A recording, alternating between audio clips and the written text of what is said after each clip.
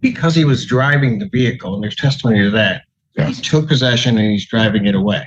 That would be at most unlawful. That would be receiving and concealing stolen property. On unlawful driving away means that he has to have taken the property, knowing that the property was not here, that he was taking the property from the owner. You don't know that he was at the hotel. You can't show that's. I'm just saying it won't matter where you start, though. I'm not saying that there's an indication that he necessarily took it from the hotel.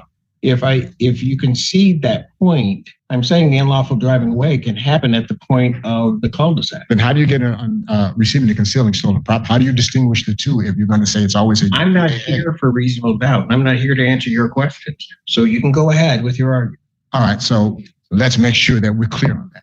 Unlawful driving away demands that the person take possession of the vehicle, in contradiction or in contrast to the owner.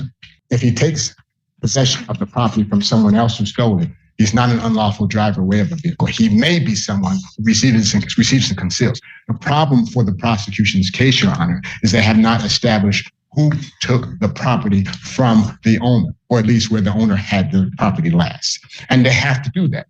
Just because you can say that he was in the vehicle later does not and cannot support a UDAA. At best, it can support a receiving and concealing of stolen property if you go with the thought that recent possession of stolen property, knowledge that the property itself is stolen. But it does not support a claim that the person, whoever is in possession of it, actually took that vehicle. And that's what UDAA demands. They have to have taken the vehicle from the possession or control of the owner, even though it's in a parking lot and the owner may be elsewhere. They have to have taken it there. If they drive it later, at best, that's a receiving and concealing. It's not a UDAA. That's not what the law says for UDAA. If you argue something differently, then always, if someone steals a car, hands me, and that's another thing too. There's not been any evidence put on that my client had the keys or didn't have the keys.